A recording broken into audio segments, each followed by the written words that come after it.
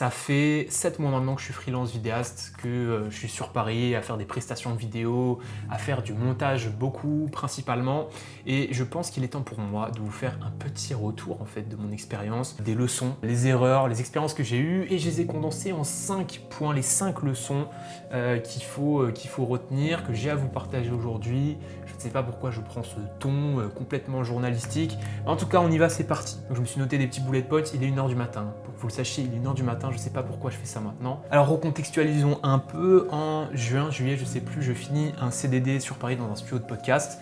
Une super expérience qui m'a permis de me faire un bon réseau sur Paris et de pas mal faire mes armes dans le milieu du podcast, dans ce milieu infoprenariat et web qui a énormément besoin de vidéos, donc c'était littéralement le meilleur endroit où je pouvais être en début de carrière, entre guillemets, en sortie d'école de vidéo, parce que j'ai fait une formation de 2 ans à la MGM Graphic Design de Rennes en section montage. Donc je cherche à rebondir, je travaille avec une boîte de production dans le web, je fais des montages pour eux, ça se passe bien, mais au final, pas aussi bien que ça le devrait, ou en tout cas ça donne pas suite, et du coup je me retrouve sans trop savoir quoi faire pour la suite.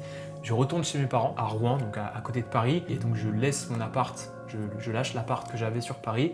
Et là, j'ai changé d'horizon, je suis de retour chez mes parents.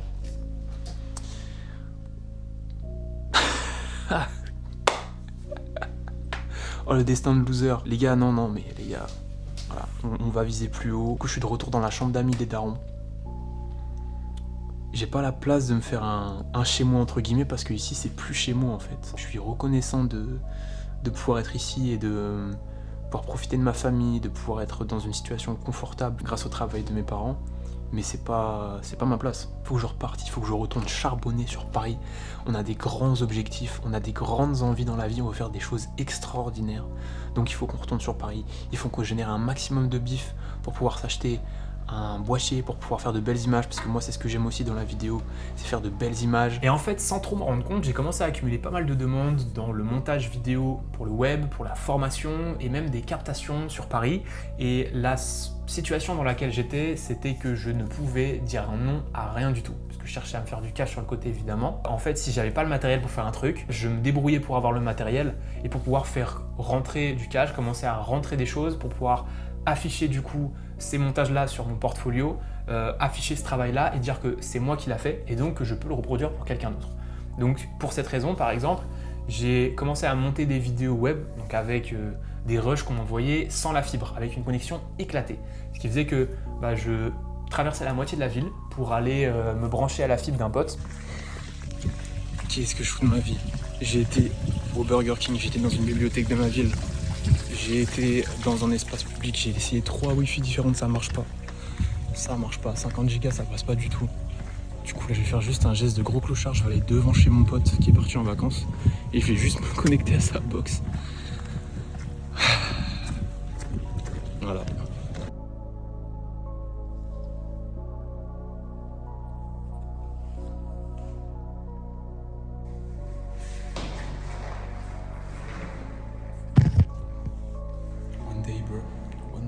J'avais pas le choix. En fait, je disais oui sans réfléchir à tout, parce que tout ce que je pouvais prendre, je le prenais. Même si j'ai pas les solutions, j'ai quand même accepté le devis parce que je sais que ça va me pousser à être créatif pour trouver une solution. Il faut pas que je me mette des barrières, c'est pas parce que je peux pas le faire tout de suite que je vais pas réussir à trouver une solution quand je serai sous la pression de devoir faire le truc.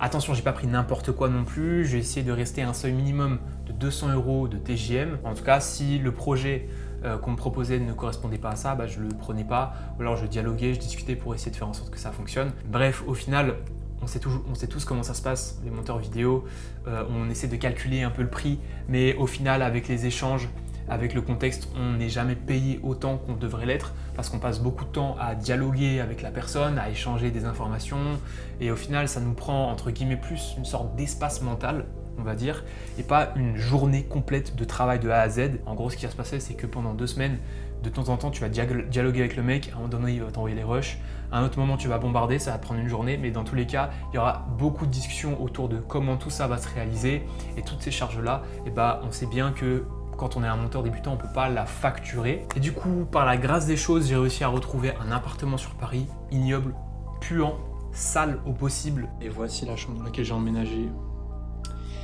Franchement, ça paye pas de mine. Bon, là, on voit rien. Attendez, je vais mettre un peu de lumière parce que j'ai installé ma light Ah, ouais, une petite subtilité. Vous allez voir, c'est magique. Incroyable. Bon. Toi, t'as dû finir de sécher, toi. Ouais, c'est bon, t'es sec. Il n'y a même pas de laverie dans ce logement. J'ai été obligé d'aller dans une laverie automatique. J'ai l'impression d'être un étudiant, c'est n'importe quoi. En vrai, j'ai vraiment pris ce logement parce qu'il était bien situé et parce que j'avais que ça pour rentrer sur Paris. Maintenant, à moi de convaincre un autre proprio avec mes devis de ce mois-ci, mes factures de ce mois-ci, de bien vouloir m'héberger, me prendre dans un appart. Je vais bouger. Franchement, je suis à deux doigts de poser mon préavis maintenant. Mais parce que en vrai, c'est hard. Hein. Là, par exemple, j'ai pas de couette. Ça fait 2-3 nuits que je dors, j'ai pas de couette. J'ai que mon drap. La meuf, elle m'avait même pas dit qu'il y avait pas de couette. Enfin, la couette, c'est une couette dans le placard, je vous la montre pas. Elle est jaune. Elle est toute jaune, comme si c'était couleur de ce drap. Alors que ce drap est propre. C'est le jaune naturel, quoi. C'est le coloris naturel. Et il y a une couette dans le placard qui est jaune pipi. Elle pue sa mère. Vous croyez vraiment que je vais mettre ça? Je voulais même pas la mettre avec ma housse par-dessus, tellement c'était crade. Donc là, ça fait plusieurs nuits que je dors avec la housse de couette. En vrai, il commence à faire un peu froid, donc c'est un peu tendu. Mais on va bien se couvrir. C'est pas histoire de faire l'enfant de la misère, mais en vrai, chiantos. Putain, ça prend du temps, faut que je fasse le repas maintenant. Ça, c'est long à faire. En mode, j'ai que ça à faire, me faire à manger. Mais en soi, ça fait une pause forcée. Après, je vais retravailler un peu sur la vidéo que je dois rendre. Et puis après ça, dodo, hein, parce que demain, réveil 6h30, même 6h plutôt. Parce que j'ai accompagnement dans le studio de captation, dans le studio vidéo. Et je dois être là-bas à 8h. Putain, la fenêtre, faut être forgeron pour l'ouvrir. Et vous pouvez pas sentir, mais ça pue sa mère. Ça pue. Je sais pas sans quoi, mais ça pue la crasse. Par contre, petit avantage.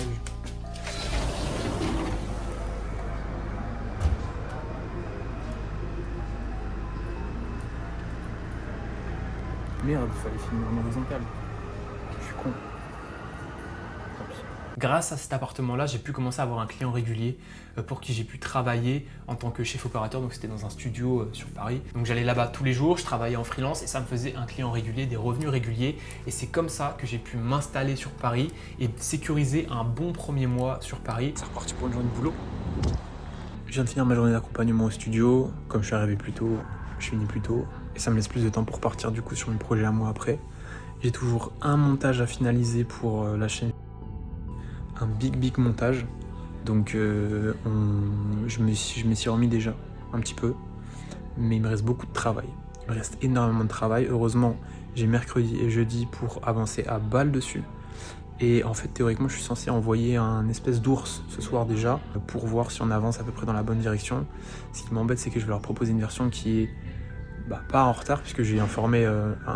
J'avais un jour d'accompagnement pour le studio. Mais ce qui m'embête surtout, c'est que c'est quand même pas si abouti que ça. Vrai cul. Et ensuite, quand j'ai évolué et travaillé avec d'autres clients, j'avais déjà ce coussin-là, entre guillemets. Mais pour être tout à fait honnête avec vous, pendant plusieurs mois, j'étais autour du 0 de profit parce que j'ai beaucoup investi dans du matériel aussi de captation de vidéo. Là, depuis décembre, j'ai emménagé dans un nouvel appartement beaucoup plus sympa, beaucoup plus cosy. Déjà, c'est plus une coloc, d'accord? Je suis tout seul, je suis tranquille, je suis chez moi, j'ai la fibre, j'ai tout ce qu'il me faut pour travailler, j'ai toutes les conditions. Vous voyez comme je suis à l'aise là, ça se voit que je suis à l'aise, non? Welcome les bros.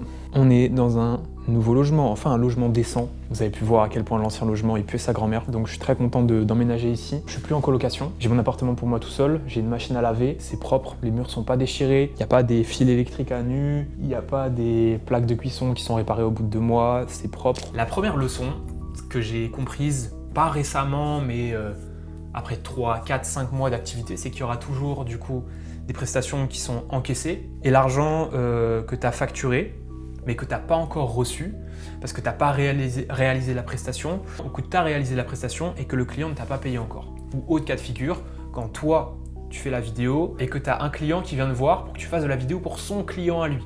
Et donc là, du coup, il y a un intermédiaire et au niveau du paiement, c'est toujours un peu relou, il y a toujours un délai, tu sais, où tu dois relancer ton client pour qu'il relance son client à lui. Ça, c'est un peu bourbier, je suis d'accord avec toi. On est obligé de passer par là, des fois c'est simplement comme ça, il faut juste faire avec. Mais voilà, l'idée de cette leçon, c'est de comprendre que effectivement c'est un peu une espèce de charge mentale parce que tu sais pas quand tu seras payé exactement, il y a beaucoup de variables différentes. Tu peux simplement estimer avoir toute cette masse d'argent qui n'est pas encore rentrée dans ton compte en banque tout simplement, et toute cette masse que tu as déjà encaissée de ce mois-ci, mais il faut faire avec et ne pas compter en se disant que en fait ça c'est ok, d'ici la fin du mois normalement c'est réglé, parce que des fois il y a des variables qui font que tu n'as pas le temps de réaliser la prestation et du coup de pouvoir encaisser l'argent lié à cette prestation, ou que le client ne sera pas aussi réactif que tu le voudrais. Donc il faut toujours être assez prévoyant par rapport à ça et ne pas se baser sur des acquis. Essaye vraiment de déjà mettre en place un système d'acompte à 50%. Donc voilà, cette charge mentale des prestations facturées mais pas encaissées, oui, elle existe, il faut faire avec et force à Watt. Force à Watt. Alors la deuxième leçon, je l'ai comprise après 3-4 mois d'activité. En fait, je me suis spécialisé dans un domaine sans que je m'en rende compte. Je me suis spécialisé dans la VSL. Donc moi de base, je faisais du montage assez général, web, infoprenariat aussi. Et on est venu vers moi en me demandant de faire une VSL. Ok, je réalise la VSL et en fait cette personne parle de moi à son réseau en disant il a réalisé une VSL pour moi, ça s'est très bien passé, la VSL elle est quali, il y a des résultats. Et en fait je me suis retrouvé avec des demandes pour réaliser d'autres VSL. Donc en fait c'est un effet boule de neige. Quand vous réalisez un certain type de prestation, que la prestation se passe bien, c'est très simple, ça fonctionne comme ça. La personne pour qui vous avez réalisé cette prestation parle de vous à son entourage et vous dit ce mec est bien en fait, ce mec est bien, tu peux aller le voir. Et c'est exactement ce qui s'est passé. Et donc la leçon, c'est que si tu ne décides pas par toi-même d'orienter ton type de prestation, ton réseau le fera pour toi par l'effet du bouche à oreille, par l'effet boule de neige. Donc quand tu t'en rends compte et quand tu fais un truc que t'aimes pas, malgré le fait que tu as tout un réseau entre guillemets qui est là pour ça, il faut que tu apprennes à aller vers autre chose. Et ça rejoint une autre leçon que je vais te donner maintenant, c'est que si tu te forces encore et encore à réaliser le même type de prestation que t'aimes pas, parce qu'il faut mettre du beurre dans les épinards, parce que la demande est plus élevée là-dessus, et tu vas te rapprocher du burn-out. Tout simplement, personne n'est invincible, c'est vraiment super simple à comprendre. Tu te forces à faire un truc que t'aimes pas, tu t'atomises le crâne et les yeux devant une prestation qui te plaît pas du tout, ça te plaît pas de A à Z, mec, tu vas partir en burn-out. Simple, A plus B vraiment. Et surtout dans une activité comme le montage vidéo qui peut rapidement être assez solitaire, quand tu as ce syndrome de vouloir prendre toutes les prestations pour être sûr que tu vas pouvoir finir ton mois, être tranquille, ce que je comprends. Mais si tu te retrouves à faire plein de prestations que tu n'aimes pas en plus, que tu bosses tout le temps, ce qui m'est à peu près arrivé, tu vas te rapprocher du burn-out mon gars. Et moi dans mon cas, c'était les ads, j'en ai fait beaucoup. Et bizarrement, le projet qui m'a fait vraiment se rapprocher du burn-out, je l'ai vraiment senti, c'était un projet avant de dire oui. J'ai dit oui à ce projet, mais pour la première fois, je me suis dit, tu dis oui mais il y a un truc qui cloche. Parce qu'en fait, j'avais pas la full visibilité dessus. C'était un projet qui était un peu bourbier, entre guillemets, avec plein d'inconnus. Et quand tu te retrouves dans une prestation comme ça et que tu t'es engagé, entre guillemets, il faut finir le truc, il faut aller jusqu'au bout. Et en fait, ça rejoint quelque chose d'assez simple. Encore une fois, A plus B. Il faut pas négliger le sens que vous donnez à ce que vous faites. Parce que de base, si vous faites de la vidéo, je pense que c'est pour une raison particulière. Je connais très peu de monde qui est dans la vidéo juste pour faire de l'argent. De base, la personne qui est dans la vidéo, vous le savez derrière la caméra les gars, rassurez-moi, vous le savez. Vous êtes dans la vidéo parce que vous aimez l'image, vous aimez le rythme, vous aimez, je sais pas, le divertissement, l'univers, la culture web, la belle image, la belle étalo, je sais pas, il y a plein de choses qu'on peut aimer dans la vidéo, dans l'image. On n'est pas là pour gagner de l'argent, entre guillemets. De base, c'est la passion. Et donc si le côté artisan remplace à 100% le côté artiste, mon pote, tu vas te faire mal, tu vas te faire du mal. Je parle pas du côté artiste forcément en tant que création de contenu, en tant que personne qui s'exprime à travers la vidéo, comme un journal intime ou comme une manière de s'exprimer, d'extérioriser des émotions.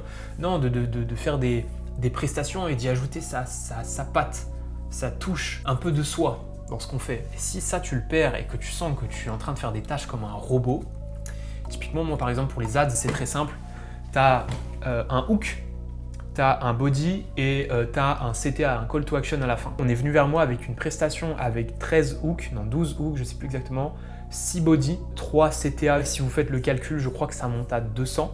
Si on calcule le nombre de possibilités de combinaisons, parce qu'en fait c'est ça l'idée, c'est de faire toutes les combinaisons possibles entre ces différentes parties. Et en plus de ça, j'ai dû les dupliquer pour tous les formats, donc pour le 1.1, pour le 16.9 et pour le 9.16. Et ça c'est long à faire et c'est pas du tout plaisant et j'ai failli péter un câble sur cette presta là.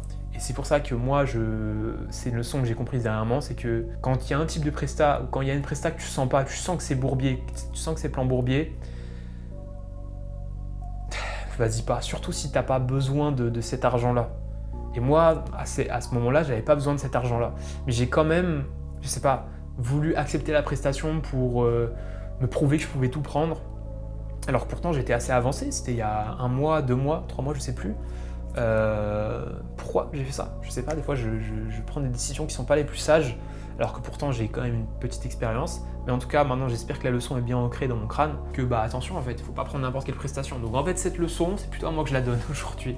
Je me permets je fais ce petit storytelling, je la sors, mais voilà, il faut que je la comprenne autant que vous. Et là, dans la suite logique des choses, vient du coup la prospection. Parce que moi, ce que j'ai voulu faire ces derniers temps, c'est rediriger mon activité vers plus de captation, pour être plus dans l'humain, pour faire de la belle image, parce que de base, c'est ce que j'aime moi dans la vidéo, pour raconter des histoires, pour être sur des projets avec du monde en réel, en concret, parce que vous comprenez qu'après avoir passé, je sais pas, 4-5 mois derrière mon ordi, quasi tous les jours, sans mentir, je pense au moins 6 heures, bah en fait j'ai envie de voir du monde, j'ai envie de vivre, j'ai envie de faire des choses, donc voilà, je me redirige plus vers la captation. Mais c'est pas pour autant que je suis dégoûté du montage, mais c'est que j'ai envie de changer, j'ai envie de switcher, j'ai envie d'évoluer un peu vers autre chose. Et la leçon que j'en tire par rapport à ça, c'est que j'ai fait du coup une publicité pour un nouveau format sur mon Insta, qui est le vlog cinématique du coup, qui est une offre que j'ai développée pour les créateurs de contenu, les infopreneurs qui n'ont pas le temps de s'occuper de leur image et qui veulent que rapidement un contenu de qualité et qui fonctionne soit produit. Pour moi, le vlog, c'est parfait parce que tu n'as rien à planifier, entre guillemets. Je dois juste suivre la personne sur une journée et je mets en avant un côté premium, un côté belle réalisation, donc avec un beau boîtier, le Sony A7S III, un bel objectif, une réunion à l'avance pour juste planifier ce qui se passe pendant la journée, essayer de coller à la DA de la personne et mettre en place des objectifs clairs dans la vidéo. Donc voilà, ça c'est l'offre de vlog cinématique que je sors. Et pour cette offre-là, j'ai sorti une ads sur Instagram, une pub, un réel tout simple. Et je me suis rendu compte d'une chose, c'est une autre leçon que j'ai comprise, c'est que peu importe ce que tu dis dans la pub, l'offre que tu mets en avant, le plus important c'est que les gens ils voient ton sérieux, ils voient la qualité de ce que tu fais, ils voient que tu as une posture d'expert en fait. Parce que ce qui s'est passé très précisément, c'est que j'ai des gens qui m'ont contacté, il y avait un call to action dans la vidéo qui renvoyait vers un lien Calendly pour que les gens ils bookent un appel avec moi. J'ai eu quelques appels avec des personnes, certains n'ont pas donné suite, mais d'autres appels ont donné lieu à des prestations avec des gens avec qui je travaille à l'heure actuelle pour ce vlog cinématique et d'autres offres.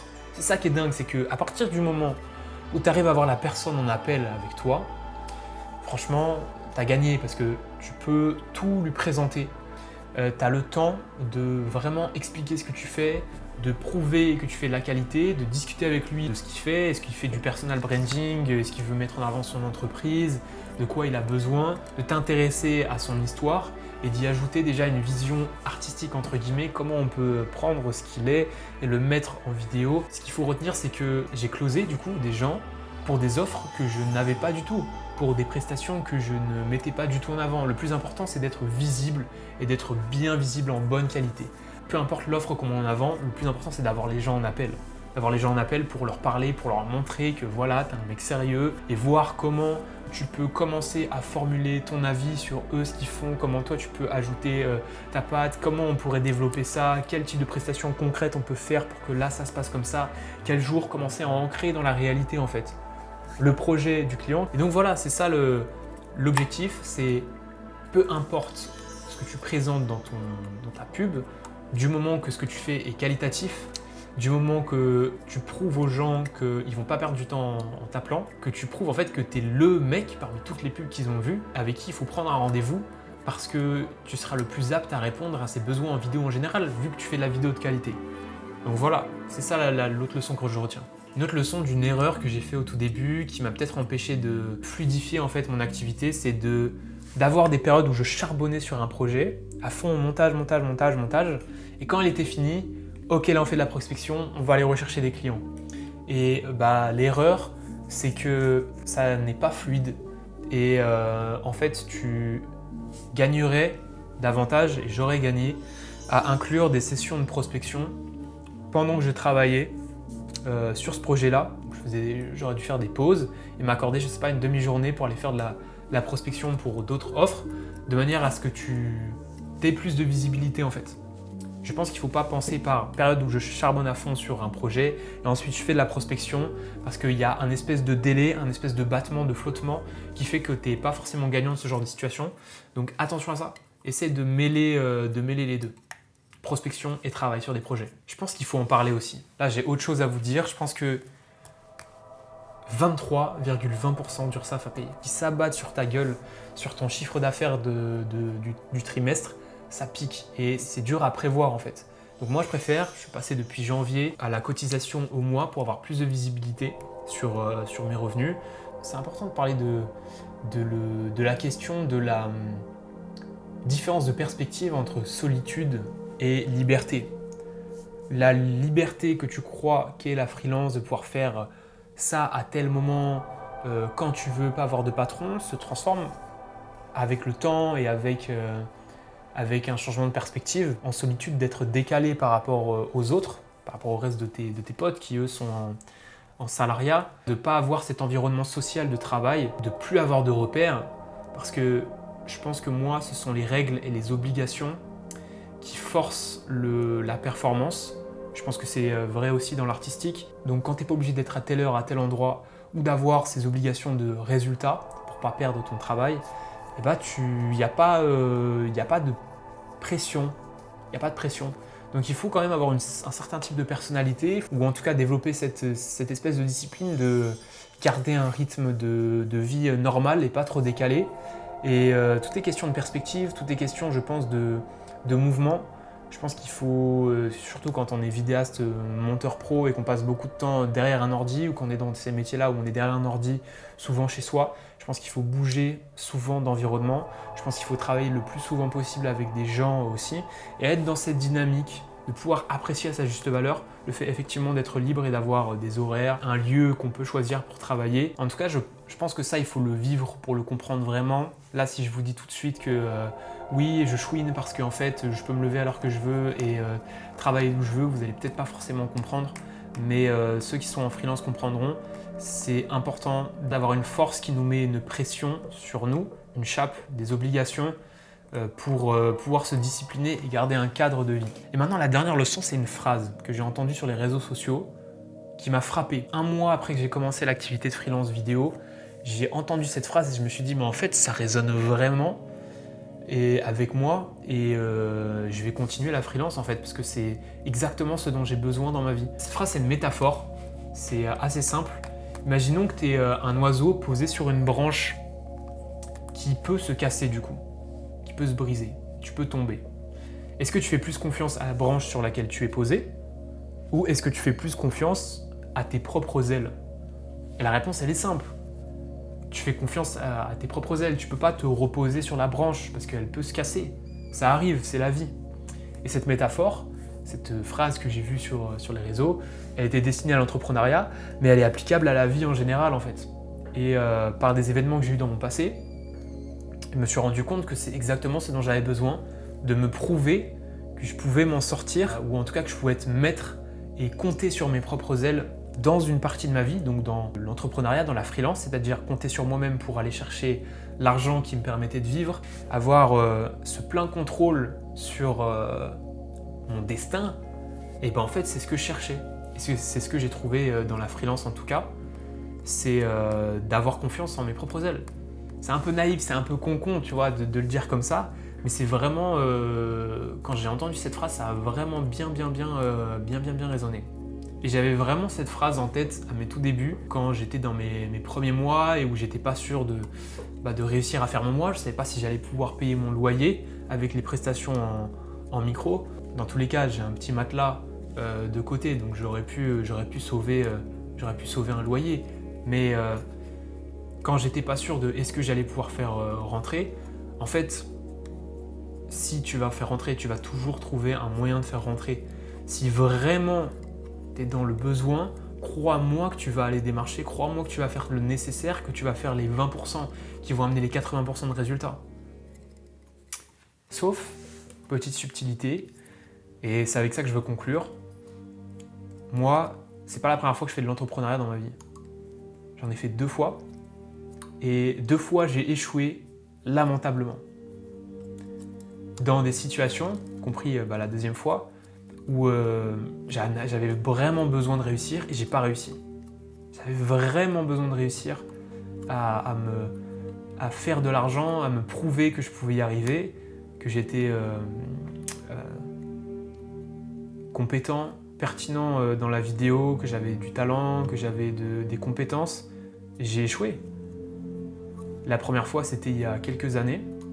C'est quand j'ai lancé ma micro-entreprise et je commençais à travailler dans la vidéo en associatif et j'essayais de voir comment je pouvais développer mes compétences techniques dans cette activité-là. J'ai lancé ma micro-entreprise et j'ai fait 0 € pendant 3 ans. 0 € pendant 3 ans. Parce qu'à côté, j'étais dans des études que je voulais finir, qui traînaient un peu, mais je savais que je voulais aller faire de la vidéo et j'en faisais en associatif, donc je savais pas trop... je voulais pas facturer des prestations du coup et faire concurrence à mon association, mais en même temps je savais que je développais une technique, j'avais beaucoup de demandes, donc je suis resté là-dedans, mais j'avais toujours ce petit arrière-goût de... En fait, t'as un statut de micro, mais pour rien du tout en fait. Et la deuxième fois, c'était en fin d'études en vidéo. J'ai fait 2 ans du coup à la MGM Graphic Design à Rennes, 2 ans d'études en vidéo. Et à la rentrée du coup, où il fallait chercher du taf dans la vidéo, et pendant 2 mois, j'ai rien trouvé. Et j'étais comme une merde. Je tombais en dépression en fait, pour être tout à fait honnête avec vous. Je tombais en dépression complète parce que j'arrivais pas à trouver du travail dans la vidéo. Parce que je me disais, mais putain, mais j'ai fait tout ça pour rien. J'ai fait 2 ans d'études dans la vidéo. J'adore ça, ça me passionne. Et je suis pas capable de trouver un travail. Et je commence même plus à en avoir envie. J'ai perdu du temps. En plus, à ça s'ajoutait le fait que j'avais déménagé dans une ville spécialement pour ces études-là, que j'avais du coup plus aucune raison d'y rester. En même temps, j'avais une relation avec une personne qui s'était terminée pile à ce moment-là aussi. Donc je me disais, mais c'est quoi cette fenêtre, ce passage de ma vie qui ne veut rien dire? Est-ce que j'ai fait tout ça pour rien? Alors que la vidéo, ça me passionne depuis plus de 3-4 ans maintenant. Est-ce que je vais être capable de faire de l'argent?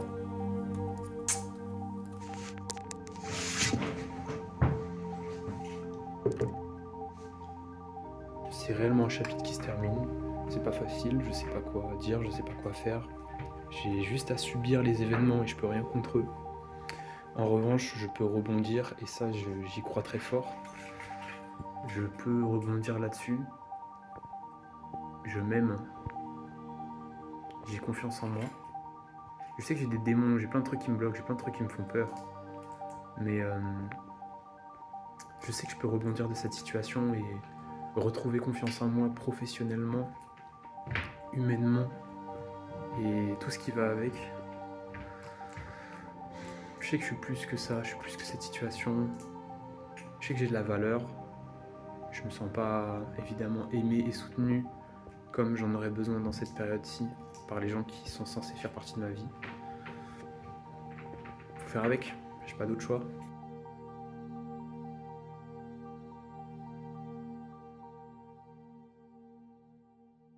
Et aujourd'hui, là, en février, j'ai fait 100 000 €. Je fais 5 000 € avec la vidéo. C'est possible, hein. C'est possible, les gars. Alors pour certains, c'est un peu dérisoire comme chiffre d'affaires. D'ailleurs, ça ne veut pas dire que j'ai fait 5 000 € de bénéfices. Hein. J'ai fait 1 200 de bénéfices ce mois-là, mais le chiffre il est symbolique, je m'en fous du reste, j'en bats les couilles. Mais je sais que moi, il y a, je sais plus, c'était il y a combien de temps, il y a 1 an et demi, un peu plus d'1 an et demi, 2 ans, je sais plus. Si on m'avait dit que je ferais 5000 € en un mois avec la vidéo, j'aurais halluciné. J'aurais dit c'est pas possible.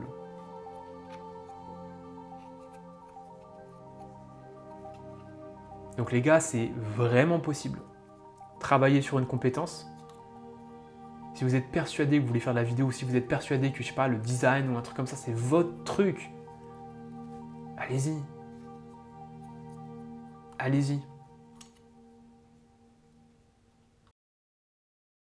Donc voilà les gars, c'était pas mon ambition de rendre ce truc émouvant.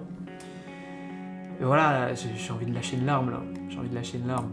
Et ce qui est marrant, c'est que pour certaines personnes, cette somme de 5000 € de chiffre d'affaires en février, c'est pas grand chose. Et pour d'autres, c'est énorme, c'est un truc de fou. Et honnêtement, moi ce qui m'importe le plus, c'est de savoir est-ce que par rapport à moi, je trouve ça impressionnant. Est-ce que je suis fier de moi? Est-ce que ça me parle? Et honnêtement, bah oui, je suis fier de moi. J'ai confiance en moi, je sais que je vais y arriver. C'est rien ça. Bientôt je serai là-haut. Ouais, je suis fier de moi. Parce que je sais que les sacrifices que j'ai fait cette année, je repense à quand j'étais dans cet appart de merde là, juste pour être sur Paris, pour pouvoir faire ces prestations là, pour pouvoir rebondir, bah ce résultat, je l'ai eu parce que je me suis battu. Est-ce que j'aurais pu avoir moins? Est-ce que j'aurais pu avoir plus? J'en sais rien du tout. J'en suis là où j'en suis aujourd'hui parce que je me suis battu. C'est tout ce que je retiens. C'est tout ce que je retiens.